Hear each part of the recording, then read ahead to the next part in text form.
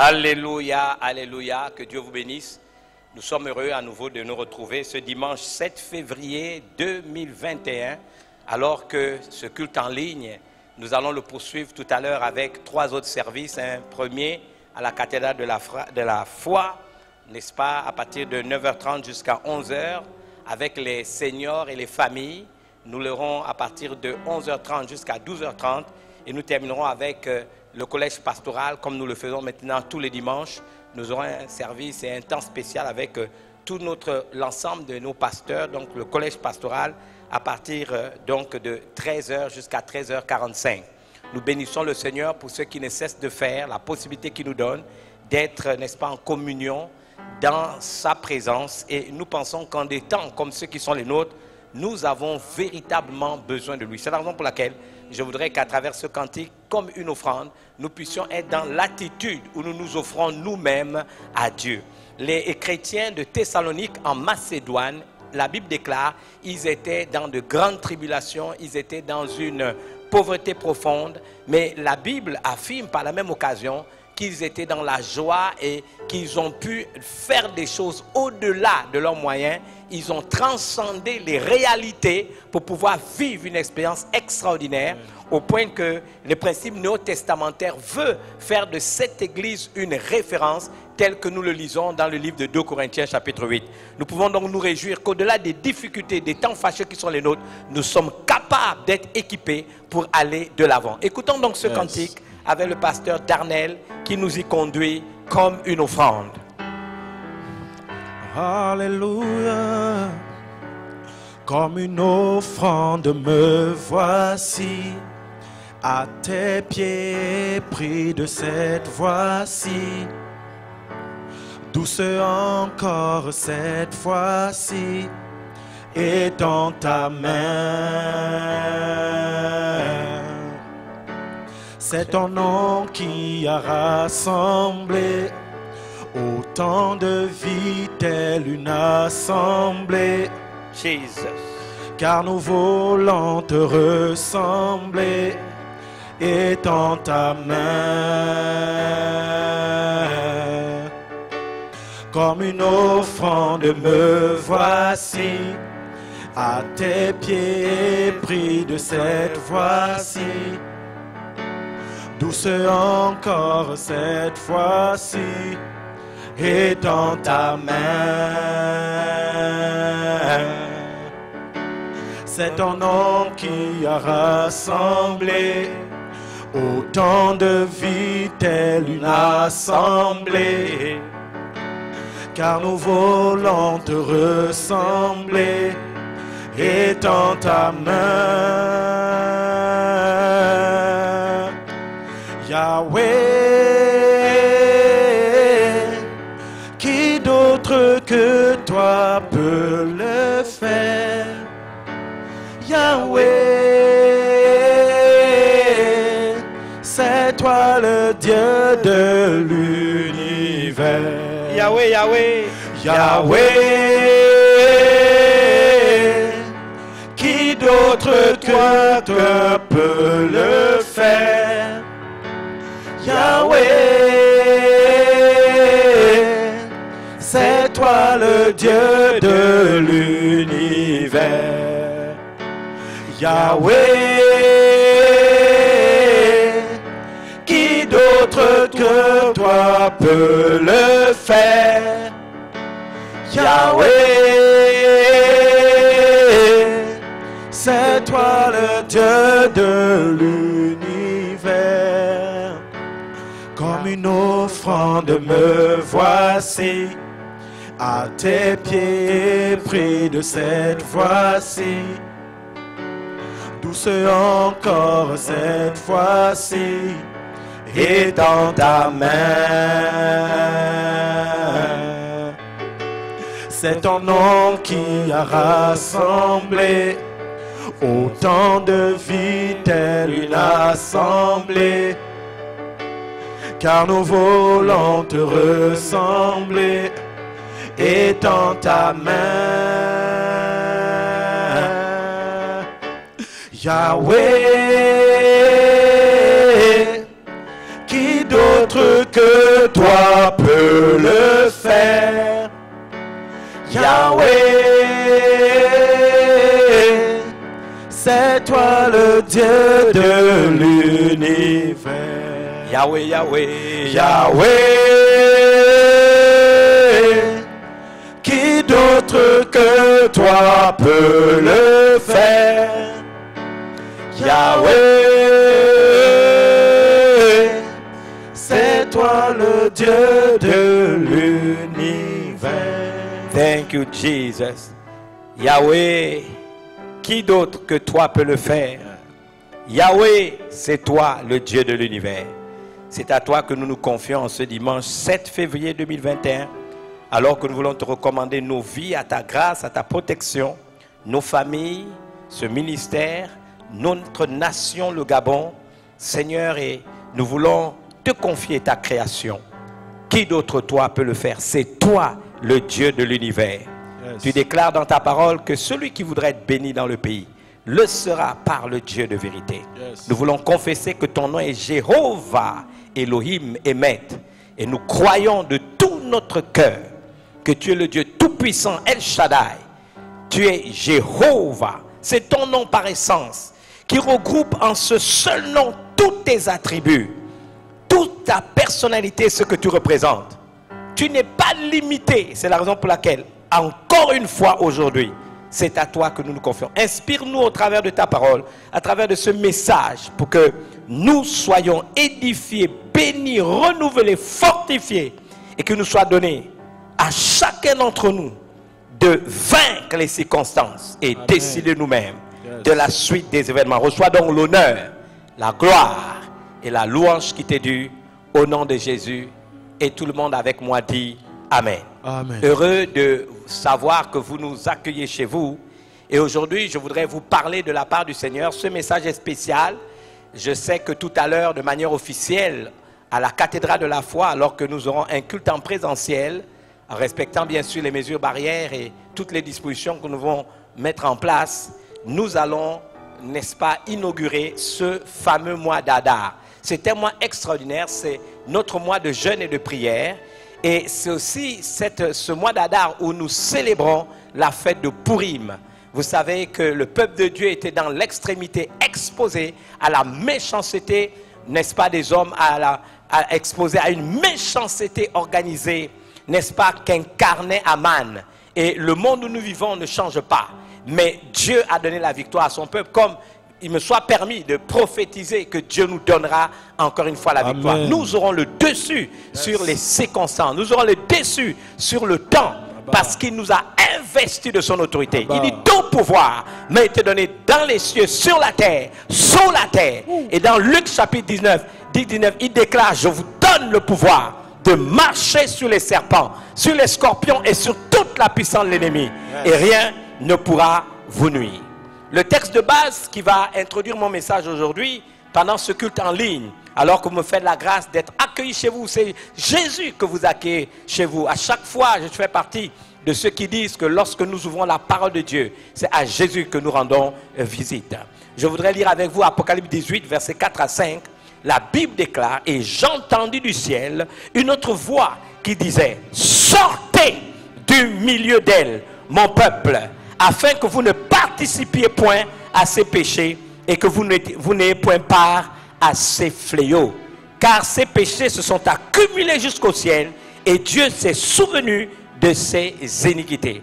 La Bible dit, et j'ai entendu, à dessein, je le dis une deuxième fois, une autre voix qui disait, sortez du milieu d'elle, mon peuple, afin que vous ne participiez point à ses péchés et que vous n'ayez point part à ses fléaux. Car ces péchés se sont accumulés jusqu'au ciel et Dieu s'est souvenu de ses iniquités.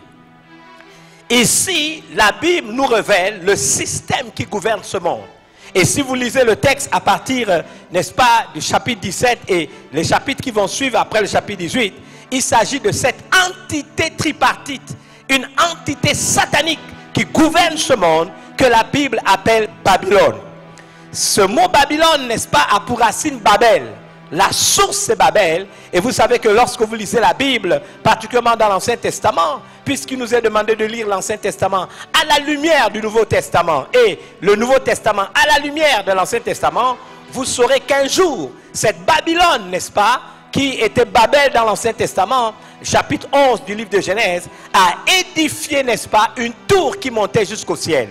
Ils se sont dit, faisons-nous un nom, élevons-nous. Des gens ont eu la prétention de vouloir, n'est-ce pas, se prévaloir du fait d'être l'égal de Dieu. Et ils se sont assemblés pour faire une tour qui touche jusqu'aux cieux. Et Dieu a confondu leur langage. Mes amis, comme aujourd'hui, avec le nouvel ordre mondial, aujourd'hui avec le gouvernement mondial et toutes ces organisations qui veulent se mettre en place, qui veulent s'élever au-dessus de Dieu, le créateur de l'univers, la confusion se manifestera à nouveau. Amen. Et je vous dis que Dieu va le faire. Je raconte une histoire à dessein aujourd'hui. Il s'agit d'un Américain qui était disciple d'un chaman. Un chaman, c'est, on va dire quelque part, un maître de sagesse dans les pays asiatiques. Vous savez, là-bas, ils ont Bouddha, là-bas, ils ont un certain nombre de religions. Et un chaman, quelque part, c'est un, on va dire, quelqu'un qu'on considère comme un homme sage, un homme d'expérience, un maître, on va le dire ainsi. Et comme les Juifs parlent de Rabouni, eux, ils ont des chamans. Et que s'est-il passé? Cet Américain qui était disciple de ce chaman a dit à, n'est-ce pas, cet Américain à son maître, qu'on nous parle tous les jours de la fin du monde, on nous parle de la fin des temps, on nous parle de la consommation des siècles. Et que ce principe, c'est un principe qui, n'est-ce pas, existe depuis des millénaires. On voit ces choses se manifester depuis des millénaires. Mais à la limite, où est cette fin du monde? Nous ne la voyons nulle part. On nous a prophétisé, on nous a fait des prédictions sur la fin du monde, sur la consommation des siècles. Et depuis aujourd'hui, nous ne voyons rien. Ce chaman qui était un homme expérimenté a souri en regardant son disciple.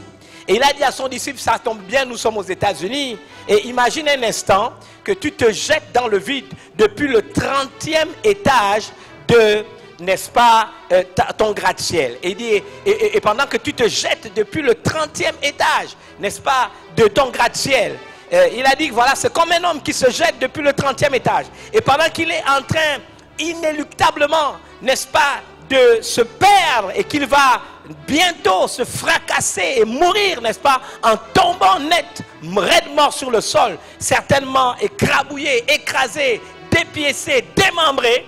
Il dit, ce monsieur qui est en train de descendre, si c'est toi, à un moment donné, s'est aperçu qu'en descendant, parce que même en sautant par les fenêtres, les gens qui ont construit cette gratte-ciel avaient prévu à chaque fois de mettre les numéros des étages. Et pendant qu'il était en train de inéluctablement descendre vers sa fin, ce monsieur qui est en train de descendre vers le vide, inéluctablement vers la mort, s'est aperçu qu'il était en train de traverser le 15e étage. Et il se dit, oh, je suis encore au 15e étage, je suis encore vivant. Bien aimé, c'est comme ça que le monde, n'est-ce pas, se comporte. Permettez-moi de vous dire quelque chose. Le monde passe et sa convoitise aussi. Yes. Mais la parole de Dieu demeure Amen. Éternellement. Le monde est condamné. Le monde n'a pas d'issue. Le monde marche tout droit vers sa perte. Je ne parle pas de pléthos, qui est la multitude pour lesquelles Jésus est venu mourir sur la croix. Je parle, n'est-ce pas, du cosmos, le système de ce monde, dont Babylone, qui est ce système satanique, n'est-ce pas? Je pourrais en parler avec détail. Dans cette, on va dire, structure tripartite, il y a la perversion politique, il y a la perversion économique et il y a la perversion religieuse. C'est ce conglomérat-là qui influence le monde aujourd'hui, qui agit. On pourra en parler avec force et détail dans les semaines qui viennent tout au long de ce mois d'Adar. Mais j'aimerais vous dire, la Bible déclare, sortez du milieu d'elle, mon peuple, sortez de Babylone, afin que vous ne participiez point à ces péchés et que vous n'ayez pas part à ces fléaux. Si vous participez au péché de Babylone, et je vais en parler, la Bible déclare que vous allez avoir part à ces fléaux. Un monde que Dieu a condamné, un système que Dieu a renié. Il déclare que ces péchés se sont accumulés jusqu'au ciel et Dieu s'est souvenu de ces iniquités. Et c'est parce que Dieu s'est souvenu de ces iniquités que le système de ce monde va être détruit. Vous savez, la Bible déclare qu'un jour, 3 anges sont allés vers Abraham. Et lorsqu'ils sont allés vers Abraham, n'est-ce pas, ils ont prédit la naissance du fils d'Abraham, qu'il attendait depuis, n'est-ce pas, 75 ans. L'année suivante, bien sûr, cet enfant est né. Et quand ils se sont séparés, nous sommes maintenant dans Genèse 19, il y a eu une intercession entre Abraham et entre l'ange de l'Éternel.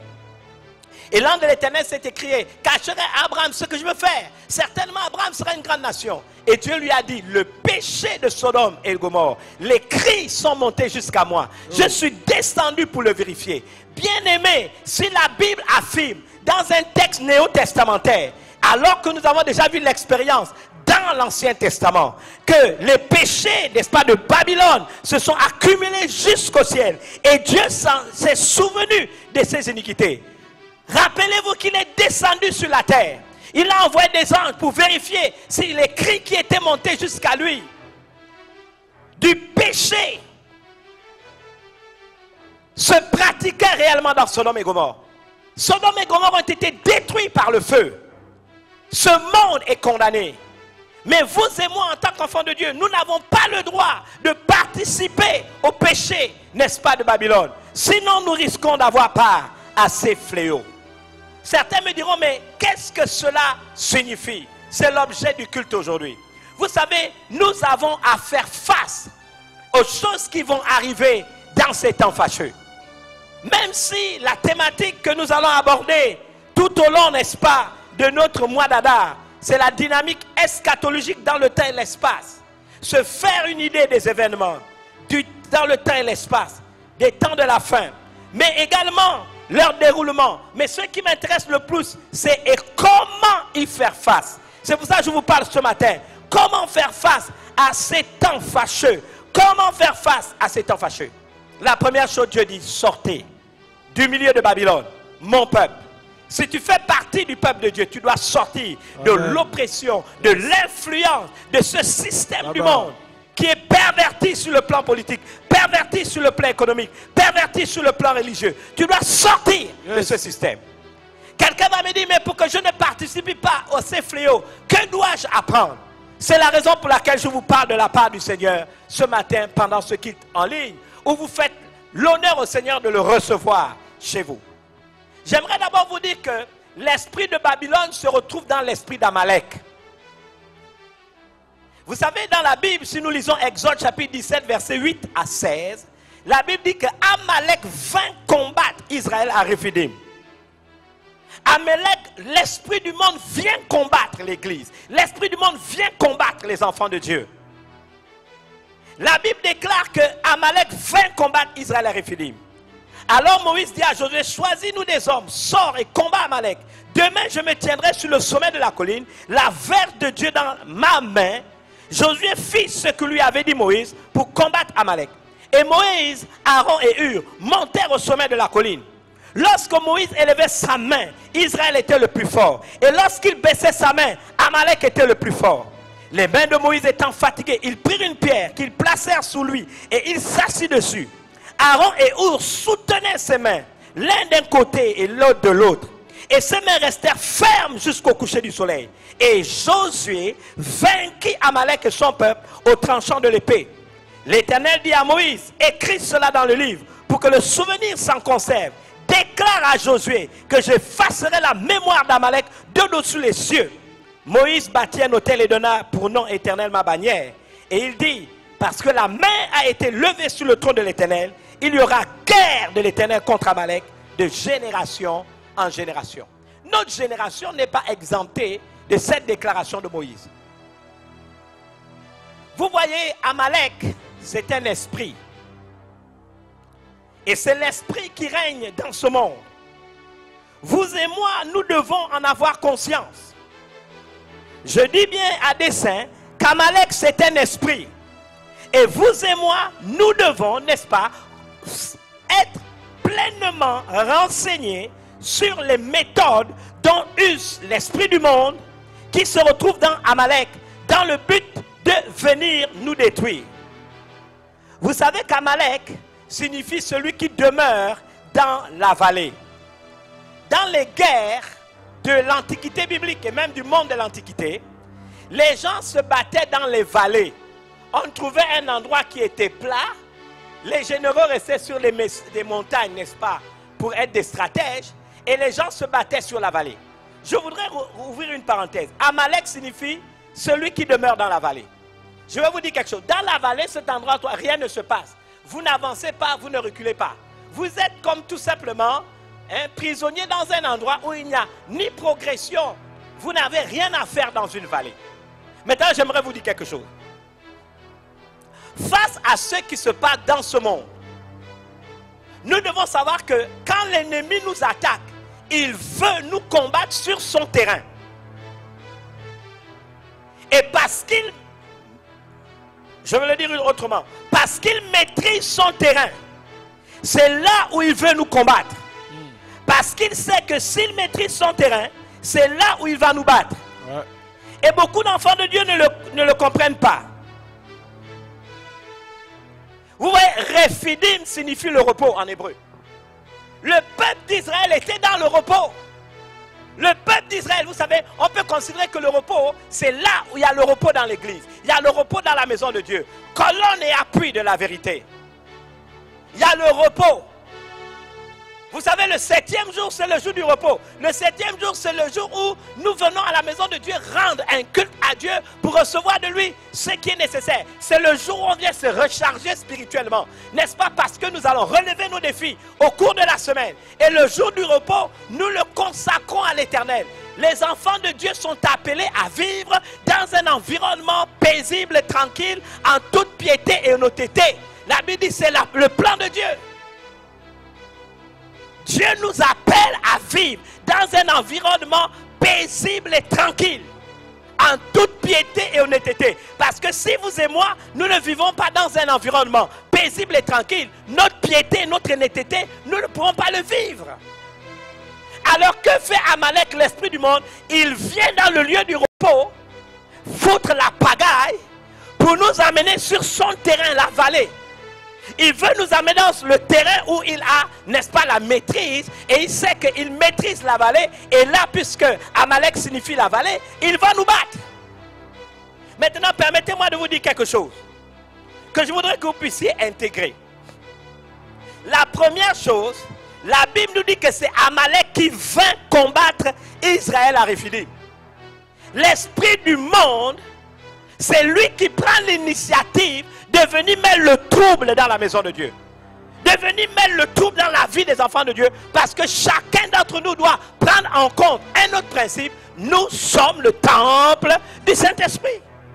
Nous sommes, selon Ephésiens 2, verset 20 à 22, des maisons d'habitation de Dieu en esprit. L'arche a disparu et Dieu a choisi d'habiter dans les hommes. Nous sommes le tabernacle que Dieu lui-même a fait et il souhaite habiter dans chacun de nos cœurs. Alors que vient faire Amalek? Il vient, j'aimerais que tu penses à la maison de Dieu, la maison de repos dans deux dimensions. La dimension de l'église locale, mais la dimension du temple de Dieu, le temple du Saint-Esprit que tu es. Que ce soit dans la collectivité, à l'intérieur de la communauté qu'on appelle l'église locale, ou que ce soit à l'échelle de ma vie individuelle, ou que ce soit à l'échelle de ma vie familiale, le plan parfait de Dieu, c'est qu'il y ait du repos. Dans Hébreux chapitre 4, la Bible dit que celui qui ne vit pas dans le repos ne va pas avoir la grâce de Dieu.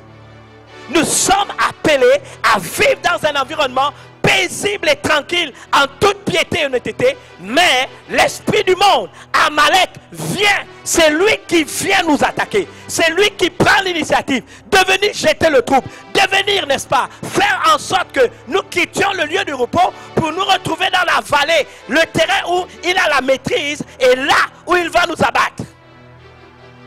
Comment procède-t-il? J'ai déjà dit ici dans cette maison, et je l'ai dit dans plusieurs de mes enseignements bibliques, que le mot Amalek a la même valeur numérique que le mot Safek, qui veut dire le doute. Lorsque tu es perturbé, lorsqu'il n'y a plus de paix, c'est le doute qui s'installe.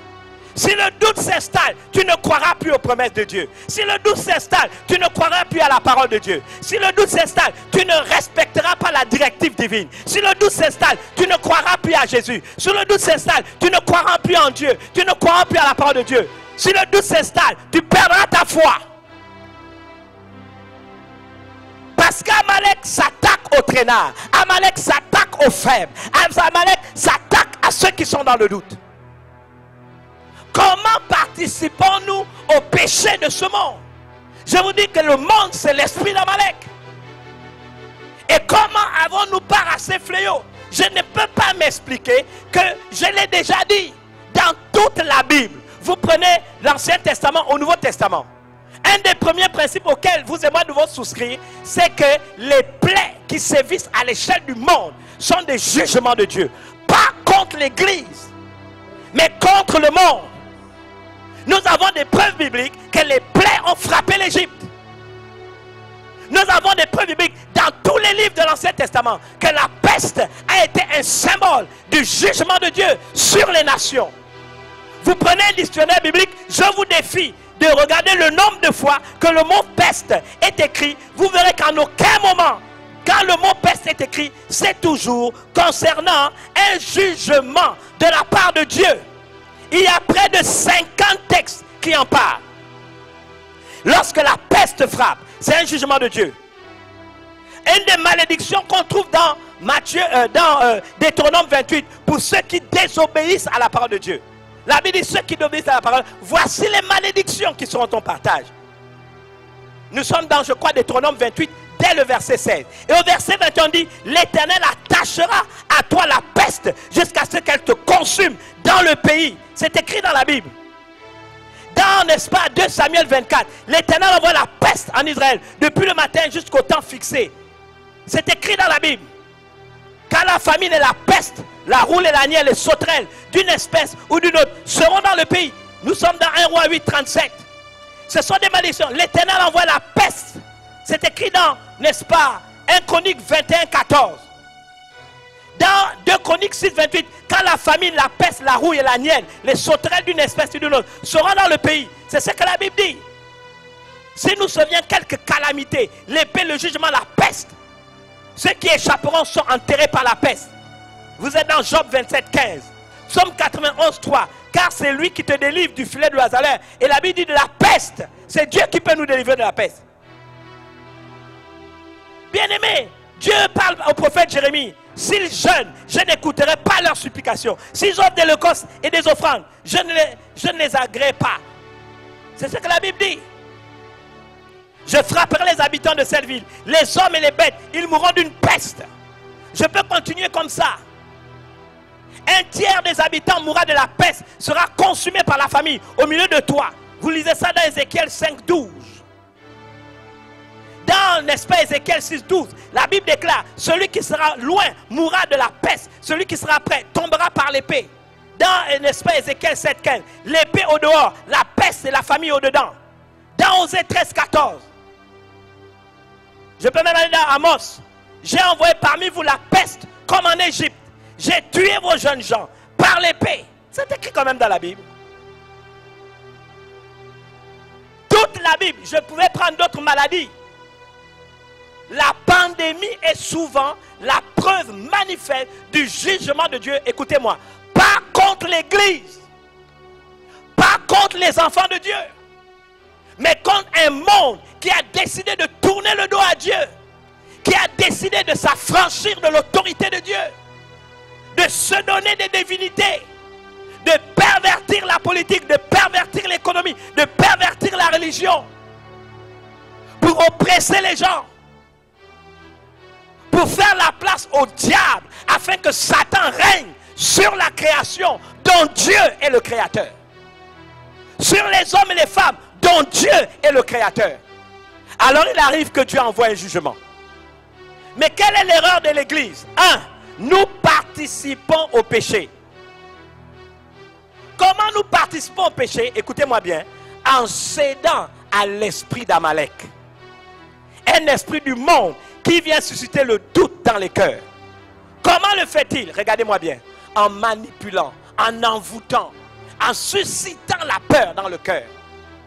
Il procède par intimidation. Et dans un monde où aujourd'hui, on va dire quoi? Les moyens, n'est-ce pas, de communication ultra perfectionnés qui existent. Les réseaux sociaux, les moyens de télécommunication. Ils usent de ces moyens pour faire trembler les gens, pour faire peur aux gens. Il ne se passe pas un jour qu'on a des nouvelles, qu'on a des choses qui se passent. Et vous avez des gens dans un milieu, je dis une minorité de personnes, n'est-ce pas, astucieux, satanique, n'est-ce pas, voué à l'œuvre du diable, qui manipule une majorité de la population du monde. Et l'Église n'y échappe pas, ce qui est grave. Comment l'Église n'y échappe pas? Parce que nous aussi on cède à ces choses.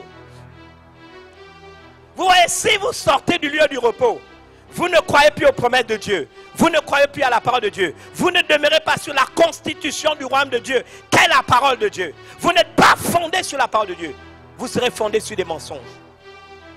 Aujourd'hui, combien de chrétiens, je ne les juge pas, sont affectés par la pandémie? Pas parce que ce sont les enfants de Dieu qui ont créé la pandémie, mais parce que quelquefois, nous ne sommes plus positionnés sur le roc, le rocher des siècles qu'est Jésus. Je vais vous donner 3 exemples. La première chose, c'est Moïse qui donne l'ordre à Josué qu'on va combattre Amalek. Nous avons déjà ici, et nous allons le faire, une directive prophétique. Lorsqu'il y a des fléaux qui touchent le monde, les intercesseurs, les guerriers dans le monde de Dieu doivent se lever pour prier. J'ai toujours dit dans cette église, et dans à Béthanie en particulier, et je vous dis à vous si vous êtes chrétien, vous savez, l'intercession, ce n'est pas un ministère qui est donné à certaines personnes. Chaque enfant de Dieu né de nouveau doit être un potentiel intercesseur. L'intercesseur, c'est un soldat dans l'armée du Seigneur. Les armes avec lesquelles nous combattons ne sont pas charnelles, mais elles sont puissantes par la vertu de Dieu pour détruire les forteresses. Nous ne luttons pas contre la chair et le sang, mais contre des dominations, contre des organisations spirituelles sataniques, contre les, n'est-ce pas, les princes de ce monde des ténèbres et les esprits méchants dans les lieux célestes. Notre combat n'est pas charnel. Vous ne pouvez pas utiliser des moyens humains pour aller vous battre contre un esprit. Chaque enfant de Dieu doit être un intercesseur. Chaque enfant de Dieu doit être un soldat dans l'armée du Seigneur. Et on le devient quand on accepte d'être un intercesseur. C'est pourquoi une des réunions qui ne doit pas être négligée, c'est la réunion de prière. Aujourd'hui, la faiblesse de l'église, c'est que la réunion de prière a été négligée. Les chrétiens ne prient plus. Ils dorment jusque quand la journée a commencé. Ils se réveillent en milieu de matinée et ils pensent qu'ils vont gagner leur guerre. Ils pensent qu'ils vont accomplir leur destinée. Sinon, tu dois défoncer l'aurore. Tu dois pouvoir être capable d'entendre la voix du Seigneur. Tu dois défoncer l'aurore. Parce qu'aujourd'hui, je te parle de quelque chose de la part du Seigneur. Je te parle de quoi? Je te parle d'être un soldat du Seigneur. C'est Moïse qui donne la directive. Il n'a pas commencé à s'agiter. Il n'a pas commencé à paniquer. Qu'est-ce qui s'est passé? Il s'est passé que c'est Amalek qui est venu à Rephidim, dans le lieu du repos, pour jeter le trouble. Avec le doute, avec l'envoûtement collectif, avec le mensonge, avec la manipulation, susciter le doute, intimider les enfants de Dieu.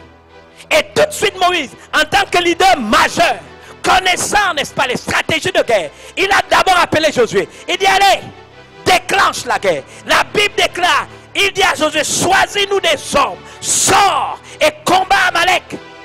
La première chose que vous devez savoir, il fallait maintenir Rephidim dans le repos. Il fallait maintenant que Josué quitte, n'est-ce pas, la maison de repos, choisit des vrais guerriers, des élites, n'est-ce pas, des officiers d'élite pour aller attaquer maintenant, n'est-ce pas, monsieur Amalek dans son terrain. Il dit, sors. Il n'y a qu'un guerrier qui peut aller battre un autre guerrier sur son terrain. Voici comment Josué a opéré, Moïse a opéré. Il a dit, demain je me tiendrai au sommet de la colline, la verge de Dieu dans ma main. Ça c'est un principe. Le premier problème auquel vous et moi nous devons être délivrés, Jésus a dit, mes brebis entendent ma voix et elles me suivent, elles ne suivront pas un étranger.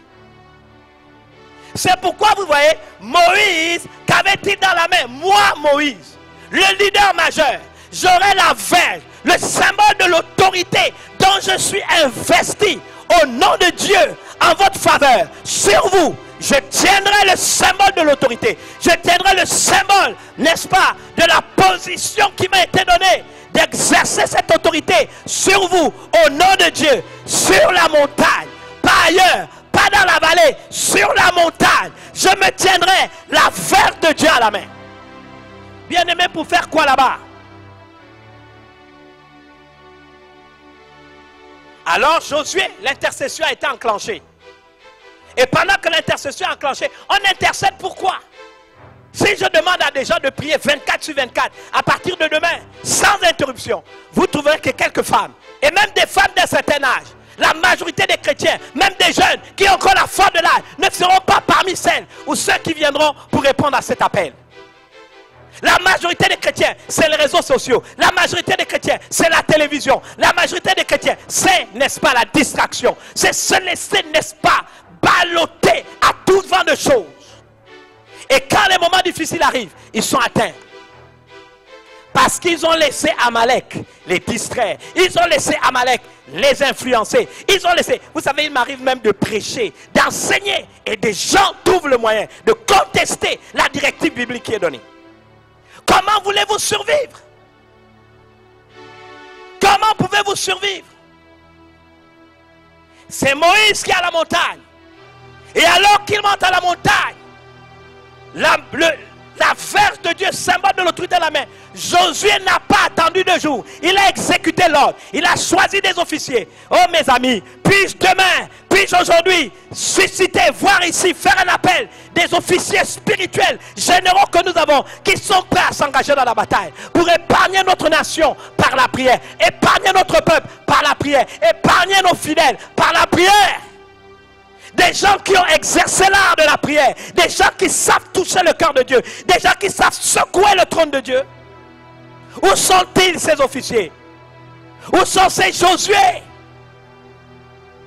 auxquels on peut faire appel pour dire, choisissez-nous des hommes que vous connaissez, des gens rompus dans la prière, des gens rompus, capables d'être résilients, capables de jeûner, capables de prier 24 heures, prier pour secouer le trône de Dieu, afin que le Gabon ne sombre pas dans cette tragédie qu'est cette pandémie. Pourquoi elle persiste? Elle rentre même dans l'église, elle touche même des enfants de Dieu. Ce n'est pas normal. Et ces fléaux nous touchent parce que de manière indirecte, nous participons, n'est-ce pas, au péché de, n'est-ce pas, Babylone. Et alors que nous passons par ces péchés, nous avons face aux fléaux, aux punitions qui lui sont réservées. La Bible déclare, et Moïse, Aaron et Hur montèrent au sommet de la colline. Lorsque Moïse élevait la main, Israël était le plus fort. Et lorsqu'il baissait la main, Amalek était le plus fort. Les mains de Moïse étant fatiguées, ils prirent une pierre qu'ils posèrent sous lui et il s'assit dessus. Aaron et Hur soutenaient ses mains, l'un d'un côté, l'autre de l'autre. Et ses mains restèrent fermes jusqu'au coucher du soleil. Écoutez. Et on nous dit, et Josué vainquit Amalek et son peuple au tranchant de l'épée. Je vais vous dire quelque chose. Moïse, c'est la direction prophétique. C'est l'autorité. J'aimerais parler à l'église en général. Vous savez, je sais, et je le dis sans honte, sans hésitation, que dans ce pays, je suis une voix prophétique. Je ne suis pas prophète. J'ai un ministère apostolique. Mais je suis une voix dans cette nation. Je pense qu'il y en a peut-être d'autres. Mais bien aimés, nous pouvons être plusieurs voix. C'est possible. Mais il y aura toujours une voix ascendante sur les autres. Dans ce pays, j'aimerais témoigner. J'ai beaucoup de révérence pour le révérend Jules Benjamin Goua. C'est le patriarche, comme on l'appelle, c'est le président des Assemblées de Dieu de Pentecôte. J'ai l'honneur et la grâce de l'avoir pour oncle maternel. C'est le petit frère à ma mère. C'est lui qui m'a baptisé. J'étais dans le ministère, certes un jeune. Il était un prédicateur laïque, comme on le disait à l'époque, fondé de pouvoir dans une des grandes banques du pays, mais il était déjà prédicateur. En âge, c'était mon aîné. Du fait de rien parental, c'était aussi un aîné. Il connaissait déjà les lois du ministère. Il n'était pas encore à plein temps. Et si vous lui posez la question, je fais partie des gens qui l'ont encouragé à être à plein temps. Jusqu'au moment où je vous parle, il m'arrive d'aller vers lui.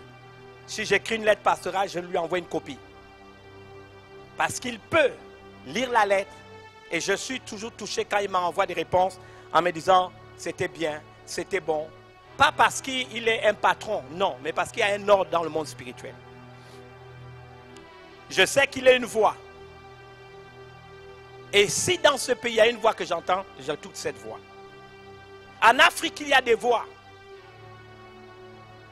Et particulièrement ce qui me concerne, j'écoute 4 ou 5 personnes au niveau de l'Afrique. Il y a plusieurs voix, mais j'écoute certains. Et peut-être parmi eux, il y a un qui a l'ascendance. J'écoute un, David Oyodepo.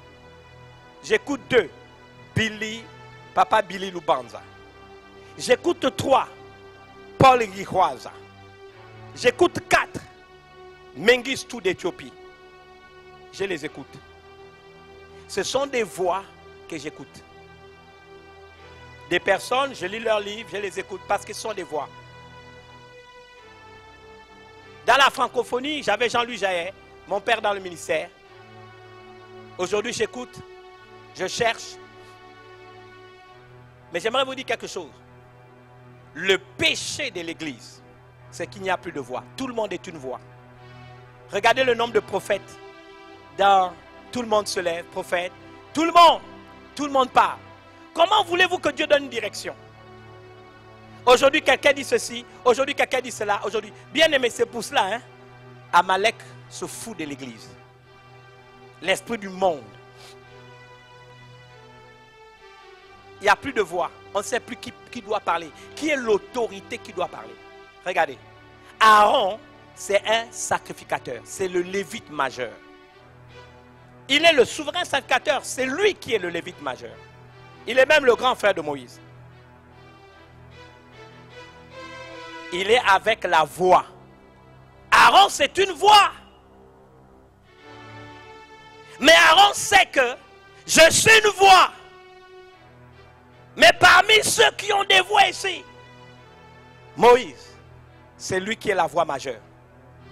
La seule chose que j'ai à faire, c'est de le soutenir. Ils l'ont soutenu comme ça. Ils partagent. Vous ne trouvez plus des prophètes qui viennent dire, bon, je vais aller voir un année. Voilà ce que Dieu m'a dit. Qu'est-ce que tu penses? Comment tu l'analyses? Lisons la Bible. Prions ensemble. Non, on va paf directement sur la toile. Paf directement sur la toile. Paf directement sur la toile. Et les fidèles, même ceux qui sont sous l'autorité de certaines personnes, ce sont ces voix-là qu'ils écoutent.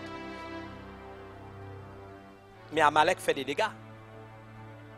Il y a eu cette semaine une prophétie anonyme où il y a un vent malheureux qui rentre sur le Gabon, ça va passer, ça va commencer. Un faux prophète qui n'est même pas capable de donner son nom. Dans la Bible, on connaît les noms des prophètes. Il n'est même pas capable, foutu, de donner son nom. Qui disent qu'il s'appelle tel, tel, tel. Un autre prophétise que voilà au Gabon, je ne sais pas quoi, le président serait dans un sarcophage et tout. Des bêtises.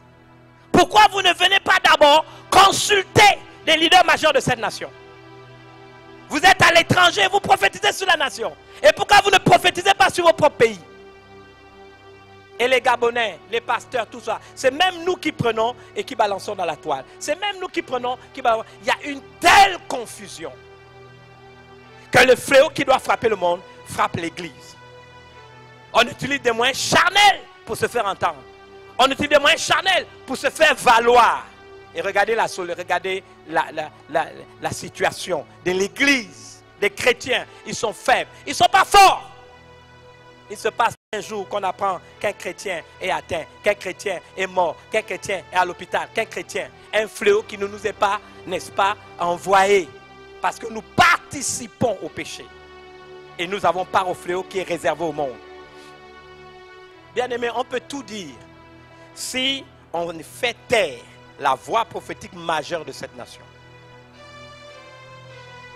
on peut la faire taire. La confusion va régner. Nous verrons les résultats. Maintenant, je crois que chaque église a son leader majeur avec sa voix. Et vous devez écouter la voix de vos leaders. La voix de vos leaders majeurs. À l'échelle d'une église, quelqu'un peut être la voix de son église. Quelqu'un peut être la voix d'une province. Quelqu'un peut être la voix d'une région. Quelqu'un, mais dans chaque nation, il y a une voix autorisée. Il n'y a pas qu'une seule. Il peut en avoir plusieurs. Mais quelle est la voix qui doit se faire entendre? Qui doit parler au nom de l'Église? La personne qui tient la verge. Et quand il parle, même les païens tremblent. Tout le monde parle. Et tout le monde a ses sujets de prédilection. et l'église s'affaiblit. Même au sein d'une église où le pasteur ou le responsable majeur est en droit de parler, les fidèles écoutent ailleurs.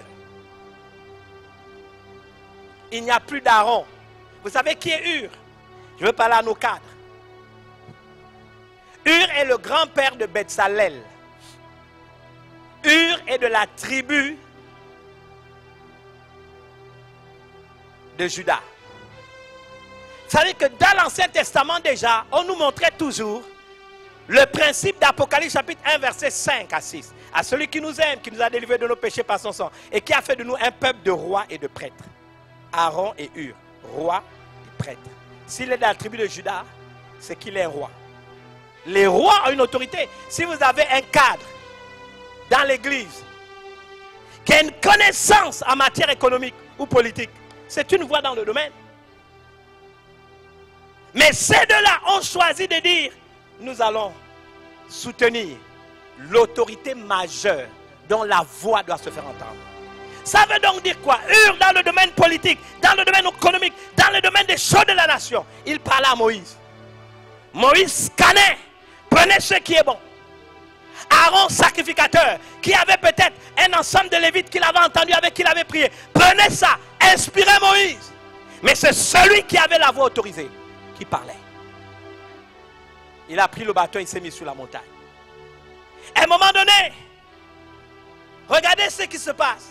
Moïse est fatigué parce qu'il est en position debout. Vous voyez, quand on travaille dans l'ordre de la discipline, le Saint-Esprit se manifeste.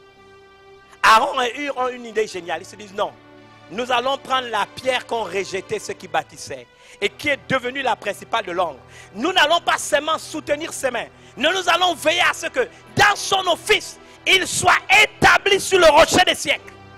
Ils ont pris cette pierre qu'incarne Jésus, ils l'ont fait asseoir dessus. Et les mains de Moïse ont pu rester, n'est-ce pas, debout, mais il était assis sur le rocher des siècles. Qu'est-ce qui s'est passé? Les intercesseurs ont gagné la guerre. Bien-aimés, je veux parler aux intercesseurs. Vous pouvez prier autant de fois. Dieu ne peut ne pas vous exaucer parce que celui qui est l'autorité, qui a la voix, n'est pas soutenu. Vous criez dans le vent. Josué n'a vaincu Amalek au tranchant de l'épée que quand cette chose s'est passée et que les mains de celui qui avait la voix autorisée, la Bible dit restèrent fermes. C'est ce que la Bible déclare jusqu'au coucher du soleil. Et Josué, c'est une conjonction de condamnation, vainquit Amalek et son peuple au tranchant de l'épée sur le terrain d'Amalek. Parce que pendant qu'il a assis sur le rocher des siècles, pendant qu'il a les mains à la main, les mains levées, Moïse a l'inspiration, Moïse a la stratégie, Moïse communique les stratégies aux guerriers. Vous intercédez sur quelle orientation? Vous priez sur quelle orientation? Tout le monde se lève au Gabon, prions, prions, faisons. Mais bien aimé, qui vous donne la direction? Voilà le problème. Église. La Bible dit ensuite, l'Éternel dit à Moïse, écris cela dans le livre pour que souvenir s'en conserve. Déclare à Josué que j'effacerai la mémoire d'Amalek d'au-dessus des cieux. Moïse bâtit un autel et donne le nom de l'Éternel ma bannière. Et il dit, parce que la main a été levée sur le trône de l'Éternel, il y aura guerre de l'Éternel contre Amalek de génération en génération. Je me suis posé la question, qui est le trône de l'Éternel? C'est l'Église. Parce que Amalek s'est attaqué à Israël. Aujourd'hui, une image de l'Église. Bien aimé, quand le monde, quand Amalek s'attaque à l'Église, l'Église c'est le trône de l'Éternel. Dieu s'assoit sur son Église. Il siège au milieu de la louange de son peuple. Le monde ne peut pas se foutre de l'Église. Le monde ne peut pas se foutre des enfants de Dieu. Nous n'avons pas le droit de le lui permettre. Mais puissions-nous marcher conformément aux principes dans la parole de Dieu. Bien-aimés, quand nous sommes dispersés, quand nous sommes affaiblis, c'est qu'Amalek a réussi à mettre le doute. J'aimerais vous dire ce que vous et moi nous avons à faire dans cet état fâcheux. La Bible dit dans Jacques chapitre 1 verset 5 à 8, nous allons prier. Si quelqu'un d'entre vous manque de sagesse, qu'il la demande à Dieu, qui donne à tous simplement et sans reproche, elle lui sera donnée. mais qu'il la demande avec foi. La Bible dit sans douter, car celui qui doute est semblable au flot de la mer agité par le vent et poussé de côté et d'autre. Qu'un tel homme ne s'imagine pas qu'il recevra quelque chose du Seigneur, c'est un homme irrésolu, inconstant dans toutes ses voies. Écoutez, s'il vous plaît. La Bible dit, si quelqu'un demande quelque chose à Dieu, qu'il demande à Dieu simplement sans reproche, la chose lui sera donnée. Mais il y a une exigence. Qu'il la demande avec foi, là où vous êtes dit sans douter. Bien aimé, la Bible est formelle. Celui qui doute est semblable au flot de la mer agitée. La Bible dit, il ne peut pas recevoir quelque chose du Seigneur. Amalek sait. Amalek, l'esprit du monde, sait que s'il peut mettre le doute dans le cœur, il va déstabiliser la maison de Dieu. S'il met le doute dans le cœur, il va déstabiliser la vie du chrétien. Il va déstabiliser la vie de l'enfant de Dieu. Tu es le temple du Saint-Esprit. Le doute ne peut pas cohabiter avec toi. Amalek n'a pas le droit de le faire. Il dit, celui qui doute est comme les flots de la mer agités. La Bible dit qu'un tel homme ne s'imagine pas. Bien aimé, douter, c'est faire offense à Dieu. Douter, c'est déshonorer Dieu. Dieu dit qu'un tel homme ne s'imagine pas qu'il recevra quelque chose. Nous allons briser le doute. Mais pour que le doute ne vienne pas assaillir ton cœur, tu as une discipline chrétienne à faire. Le même texte dans la version parole vivante dit, si l'un de vous manque de sagesse nécessaire, qu'il la demande à Dieu et il lui la donnera. Car il la lui donnera, car à tous il distribue ses dons généreusement et en toute simplicité, sans adresser le moindre reproche. Il faut toutefois qu'il la demande avec foi et confiance, sans douter, car celui qui hésite ressemble aux vagues de la mer agitée et ballottées par le vent. Qu'un tel homme ne s'imagine pas obtenir quoi que ce soit du Seigneur. C'est un indécis, au cœur partagé, instable dans sa conduite. Il sera inconstant dans toutes ses entreprises. Pourquoi les gens sont inconstants? Il y a trop de voix qui parlent. Pourquoi les gens sont inconstants? Il y a trop de directions. Pourquoi les gens sont inconstants? Ils n'écoutent plus la voix du bon berger. La voix du bon berger, c'est Jésus. C'est cette voix que tu dois entendre. Je crois que quand Jésus a dit, l'homme ne vivra pas de pain seulement, mais de toute parole, je crois qu'il sort de la bouche de Dieu. Il n'a pas dit de toute écriture qui sort de la Bible, mais de toute parole qui sort de la bouche de Dieu. On doit s'assurer que celui qui parle, il parle pour annoncer les droits de Dieu. Il parle investi de l'autorité de Dieu. Il ne vient pas faire de la phraséologie. Il ne vient pas faire, n'est-ce pas, comme je dis aujourd'hui, tout le monde est dans les diatribes, tout le monde est dans les proverbes, tout le monde est dans les sentences. Non, ce n'est pas ça. La Bible déclare l'homme ne peut pas vivre, n'est-ce pas, de pain, mais de toute parole qui sort de la bouche de Dieu.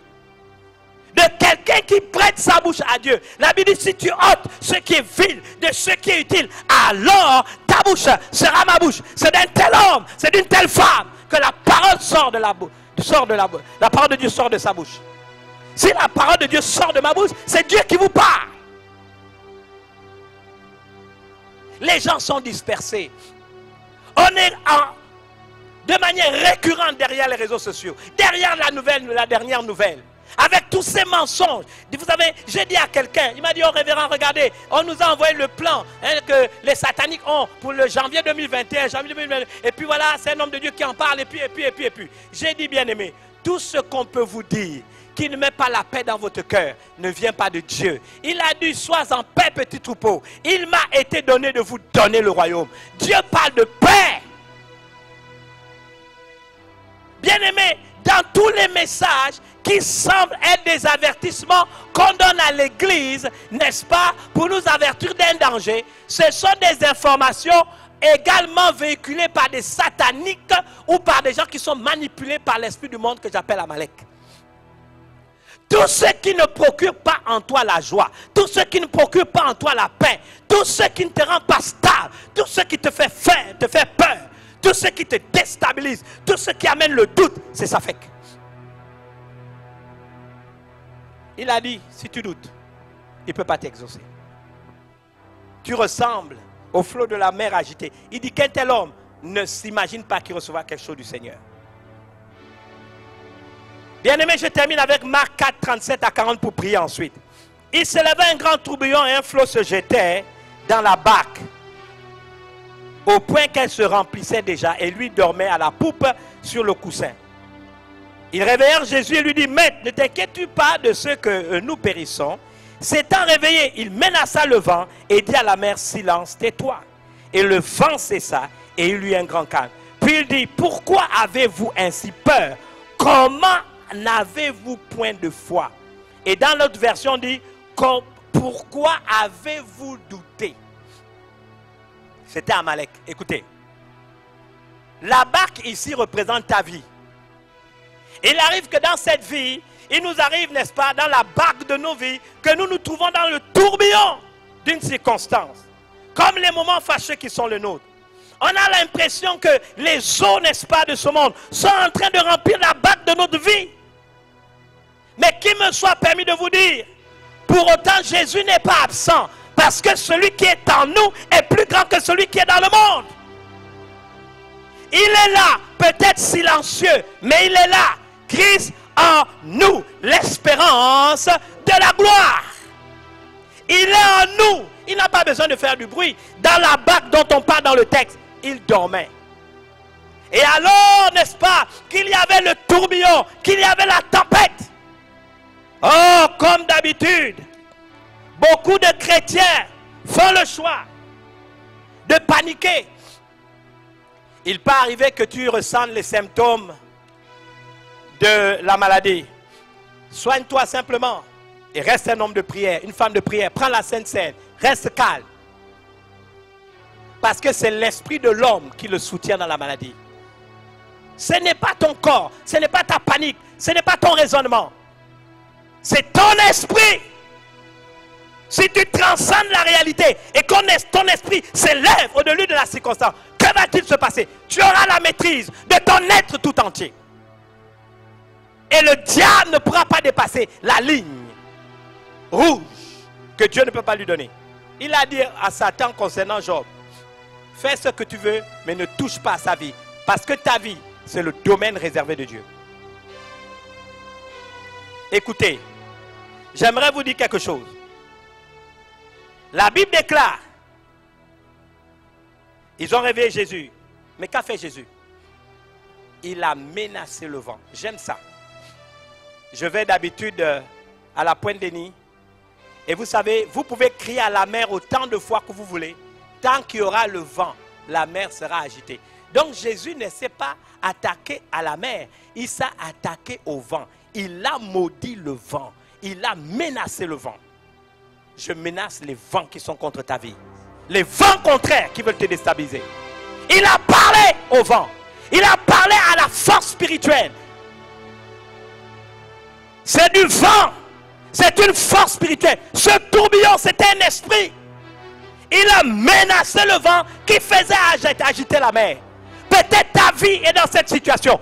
Jésus va maudire le vent.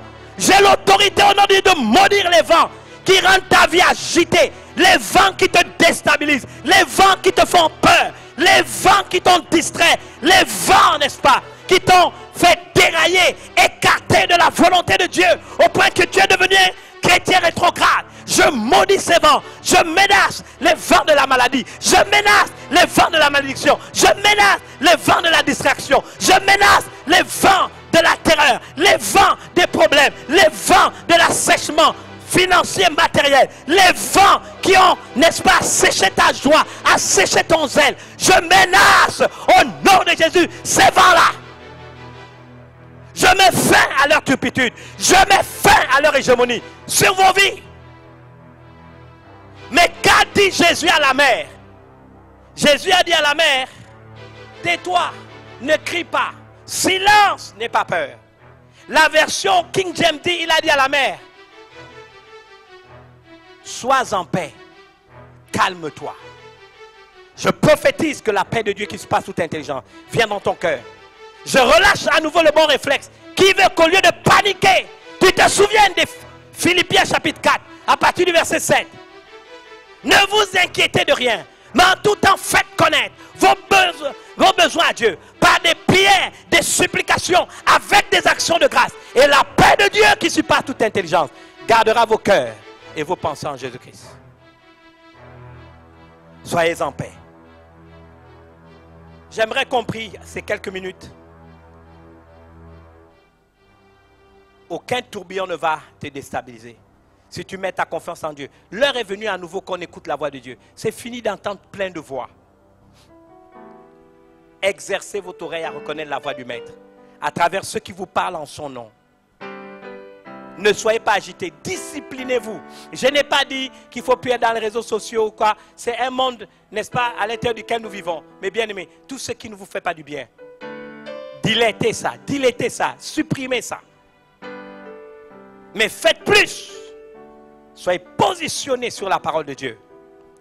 Dieu vivant d'Israël, je me lève en esprit. Et maintenant même, je voudrais maudire tous les vents qui se sont levés pour distraire ton église, distraire tes enfants.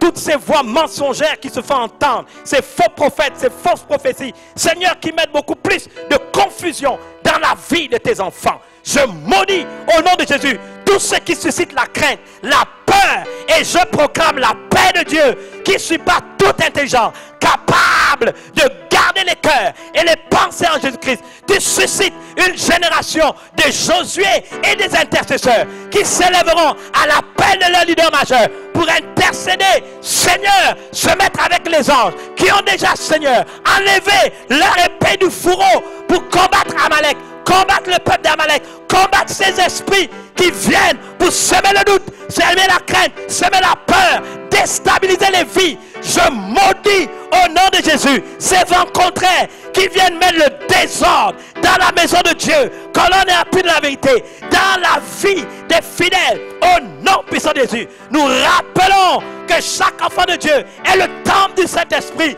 Et maintenant nous appelons la paix. Seigneur, nous décrétons par l'autorité du nom de Jésus dont je suis investi, Seigneur, en ce jour, j'impose silence aux rebelles et aux vindicatifs au nom puissant de Jésus. Et je décrète et je déclare que toutes les puissances des ténèbres sont anéanties. Je maudis au nom de Jésus cette pandémie à la source.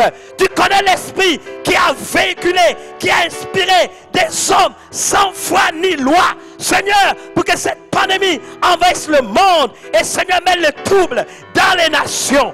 Tu as dit que là où la plante de nos pieds touche, tu nous donnes ce lieu en possession. Le Gabon, nos pieds touchent cette nation. Nous te consacrons cette nation. Et au nom de Jésus, je m'oppose au cheval vert qui amène la mort, Seigneur, à grande échelle, à travers les épidémies, à travers les manipulations génétiques des laboratoires, pour amener, Seigneur, des maladies, la manipulation, Seigneur, pour amener, Seigneur, à l'échelle des nations, Seigneur, des pathologies, Seigneur, pour assouvir des funestes desseins.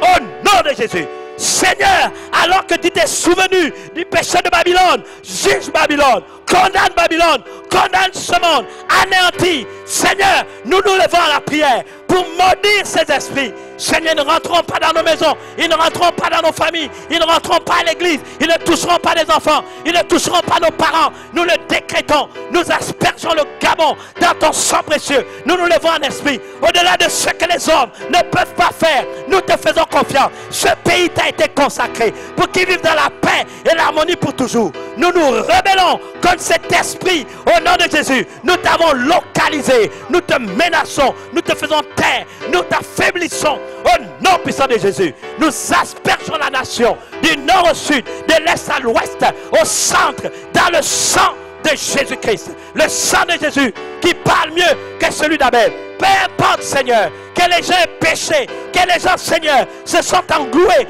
dans des, Seigneur, manigances qui ne te glorifient pas. Nous rappelons à ta sainte intelligence que là où le péché abonde, ta grâce surabonde. Que ta grâce surabonde sur le Gabon. Je maudis les fausses prophéties au nom de Jésus qui sont libérés pour susciter la peur. Seigneur, pour que les gens se fassent un nom, des prophéties mensongères d'hommes et de femmes qui ne craignent pas ton nom, qui ne respectent aucun ordre, qui sont dans la confusion, dans la rébellion. Seigneur, qui ne te connaissent pas, qui sont étrangers à la vie de Dieu. j'anéantis cette manière de faire. Je retire toute autorité, toute puissance. Seigneur, au nom de Jésus, ces choses n'ont aucun impact, aucun effet sur la nation, sur nos vies. Je le décrète, je le déclare au nom puissant de Jésus. Seigneur, nous te bénissons pour ta fidélité. Suscite des Aaron, suscite des Hur, suscite des Josué et suscite des soldats. Seigneur, pour que nous puissions vaincre, Seigneur, de manière définitive ces moments de confusion qui règnent dans la nation, et que le Gabon, Seigneur, centre spirituel de l'Afrique, fasse la différence et soit en bénédiction aux nations. Il en sera ainsi au nom de Jésus. Et tout le monde dit, là où vous êtes, dites amen avec moi. J'ai été heureux d'être avec vous. Que Dieu vous bénisse.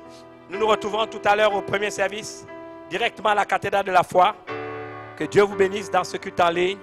Revoyez ce message, écoutez-le à nouveau, partagez-le. Faites l'effort. Vous savez, si vous aimez vos parents, quand le message est déjà sur YouTube, prenez, copiez, envoyez le lien au maximum de personnes. Parce que si ce message vous fait du bien, cela peut aider d'autres personnes. Je vous aime, surtout, ayez conscience que le regard de Dieu est sur vous. Amen.